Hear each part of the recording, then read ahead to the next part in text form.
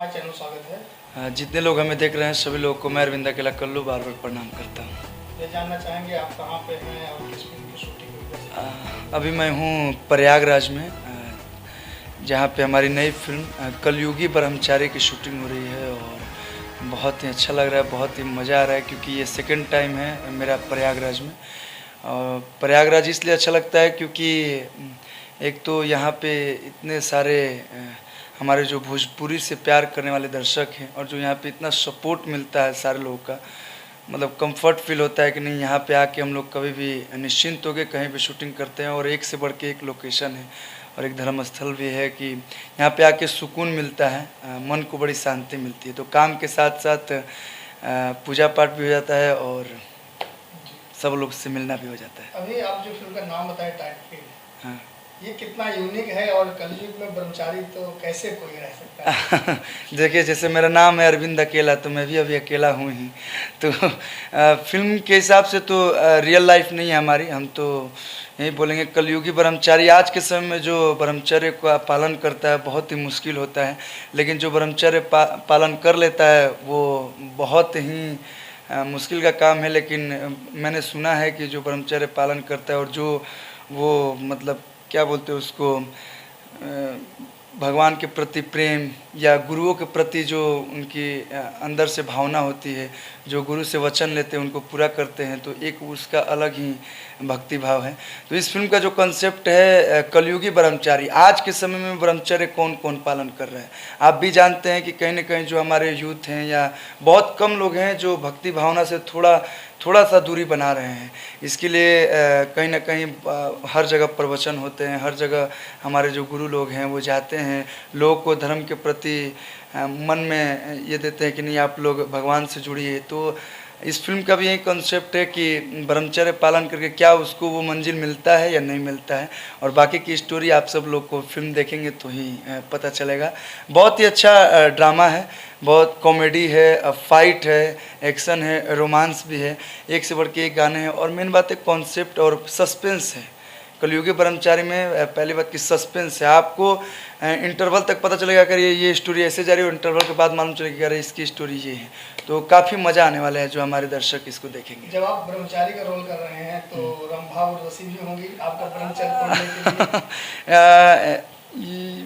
हाँ, ब्रह्मचर्य तोड़ने के लिए नहीं, एक ऐसा सिचुएशन आता है कि फैमिली का प्रेशर और ऐसा एक टाइम आता है जहाँ पे ऐसा लगता है कि ब्रह्मचर्य तोड़ना पड़ेगा, लेकिन फिर भी लड़का बहुत ही अंदर से मजबूत है, बोलता है नहीं नहीं हम ब्रह्मचर्य नहीं तोड़ेंगे। लेकिन उसको ब्रह्मचर्य तोड़वाने के लिए पूरी फैमिली या उसकी जो गर्लफ्रेंड है या वाइफ है कैसे उसकी ब्रह्मचर्य तोड़वाती है और क्या सस्पेंस खुलता है वो आप लोग को फिल्म वो मोहतरमा कौन है, नाम बताना चाहेंगे? वो मोहतरमा है ऋचा दीक्षित जी, जो कि फर्स्ट टाइम हमारे साथ काम कर रही हैं और बहुत ही अच्छे एक्ट्रेस हैं, बहुत ही अच्छी डांसर हैं और बहुत मज़ा आ रहा है उनके साथ काम करके। सेट पे जब भी आती हैं तो एक होता ना ऐसा लग नहीं रहा कि हम लोग फर्स्ट टाइम काम कर रहे हैं, काफ़ी इन्जॉय कर रहे हैं दोनों लोग साथ में काम करके। फिल्म के डायरेक्टर प्रोड्यूसर की बात की जाए क्या कहना? फिल्म के जो डायरेक्टर प्रोड्यूसर हैं अनिल उपाध्याय सर हैं, बहुत ही अच्छे डायरेक्टर हैं क्योंकि वो जो कॉन्सेप्ट लेके आए थे हमारे पास और उन्होंने सुनाया तो फर्स्ट टाइम में ही मैंने बोला कि नहीं सब्जेक्ट बहुत अच्छा है। जिसको लिखा है संजय राय जी ने, बहुत अच्छे अच्छे फिल्म उन्होंने भोजपुरी में लिखी हैं। तो वो खुद प्रोड्यूस कर रहे हैं, तो जब एक टेक्नीशियन जब एक डायरेक्टर खुद प्रोड्यूस करता है, खुद फिल्म बनाता है, तो आपको भी मालूम है कि कोई भी चीज़ में कॉम्प्रोमाइज़ नहीं करेगा। तो अभी तक जितना दिन हम लोग शूटिंग किए, एक से बढ़ के एक लोकेशन और एक से बढ़ के एक जो स्क्रिप्ट की डिमांड है वो उसको पूरा करते हैं और सब्जेक्ट तभी अच्छा बनता है जब स्क्रिप्ट की जो डिमांड है उसको पूरा करे प्रोड्यूसर। तो बहुत मज़ा आ रहा है इनके साथ, फर्स्ट टाइम मैं भी काम कर रहा हूँ। तो अनिल उपाध्याय जी के बारे में क्या कहना चाहेंगे जो कि ढेर सारी फिल्मों में एसोसिएट रहे हैं? हाँ, उन्होंने एज ए डायरेक्टर भी फिल्म बनाए हैं और पवन सिंह जी को लेके, और बहुत सारे फिल्म में एसोसिएट डायरेक्टर भी रहे हैं और हमारे साथ first time as a director काम कर रहे हैं। तो जो उन्होंने बताया था वो सेट पे और भी भव्य तरीके से शूट कर रहे हैं, तो मज़ा आ रहा है। उनका कंटेंट क्लियर रहता है, कॉन्सेप्ट क्लियर रहता है। भव्यता की बात की जाए तो जो कैमरामैन है आर प्रिंस जी, हाँ, वो कितना आपके साथ तालमेल बिठा रहे हैं क्योंकि उनके कैमरे की नज़र से आप दिखेंगे पर्दे पे? देखिए आर प्रिंस सर जो हैं, हम उनको भैया बोलते हैं, प्रिंस भैया। उनके साथ जब मैं छोटा था तब से ही काम कर रहा हूँ और जब भी वो मिलते हैं या जब भी उनके साथ काम करते हैं बड़ी मज़ा आता है। मतलब कब शॉट या कब सीन ख़त्म होता है पता ही नहीं चलता है। उनका एकदम क्लियर रहता है कि नहीं मेरे को ये शॉट लेना है, ये शॉट एक्स्ट्रा शॉट लेते ही नहीं है। बाकी और लोग भी बहुत अच्छे हैं, बट उनके साथ काम करके मज़ा आता है। एकदम हंसते खेलते काम पूरा कर देते हैं और सारे टेक्नीशियन सारे एक्टर लोग का ख्याल रखते हैं, तो मज़ा आता है प्रिंस भी एक साथ। बात की जाए प्रयागराज की, जहाँ आप शूटिंग कर रहे हैं, और ये अरैल घाट है, बड़ा मशहूर है ये घाट जी। प्रयागराज में शूटिंग करके था, इसके पहले भी आपने किया है? हाँ, हम तो प्रयागराज के नाम से सिनेमा किए हैं। जिस फिल्म का ही नाम था प्रयागराज, उसका ट्रेलर आप लोग के बीच यूट्यूब पे आ चुका है और काफ़ी प्यार भी मिल रहा है। हम कर रहे हैं अरैल घाट पे, और यहाँ पे त्रिवेणी संगम है या नाग वासुकी है। मतलब एक भी लोकेशन हम लोग नहीं छोड़े हैं, हर जगह शूट कर रहे हैं। और मैंने शुरू में ही बताया कि सुकून मिलता है ऐसे ऐसे जगहों पे शूटिंग करके, जैसे अयोध्या में शूटिंग करते हैं या काशी में शूटिंग करते हैं या इलाहाबाद में करते हैं, तो एक मन को बड़ी शांति मिलता है। जब भी सुबह उठिए भजन संध्या होते रहता है, तो एक हिंदू होने के नाते और हमें क्या चाहिए, काम भी होते रहे और धर्म का भी काम होते रहे, तो मज़ा आता है।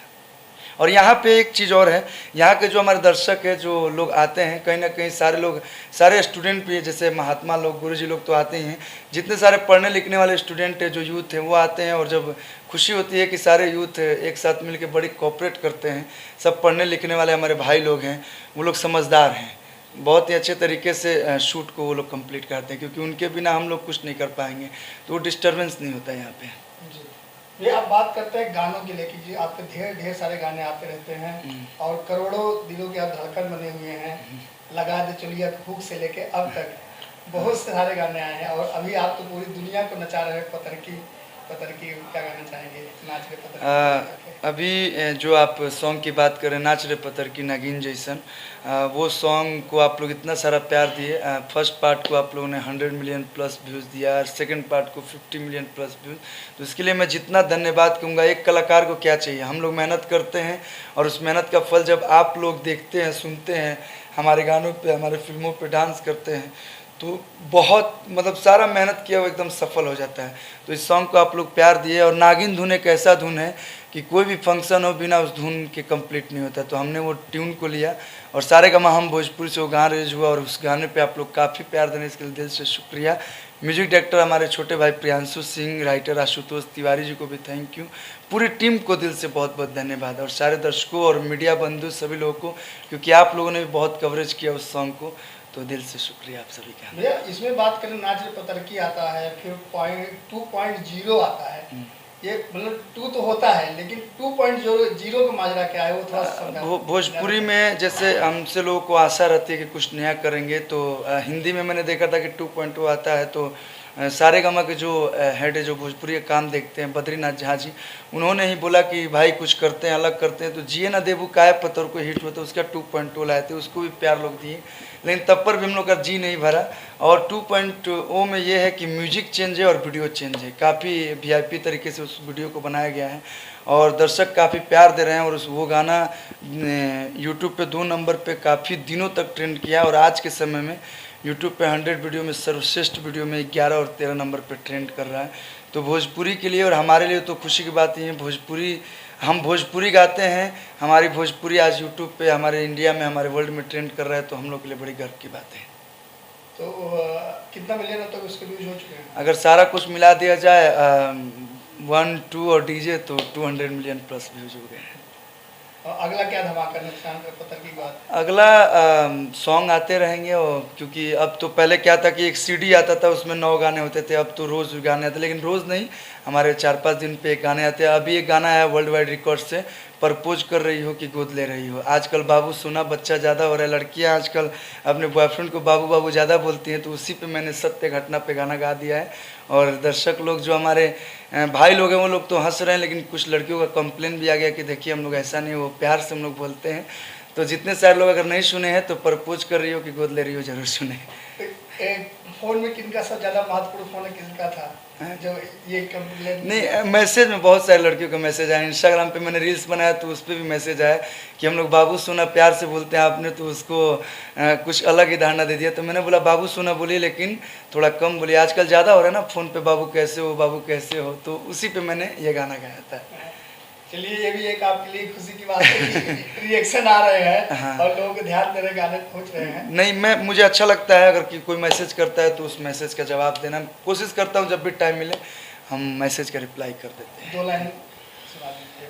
हाँ, गाना ये है, लड़की पहले बोलती है कि मेरे बाबू मेरे सोना तू बच्चा तू न न न न न करता है सच्चा तू, कर लो शादी चलने का मैं रोड दे रही हूँ। तो लड़का बोलता है कि कुछ समझ न आया ऐसा लौट दे रही हो, कुछ समझ न आया ऐसा लौट दे रही हो, परपोज कर रही हो कि गोद ले रही हो, परपोज कर रही हो कि गोद ले रही हो।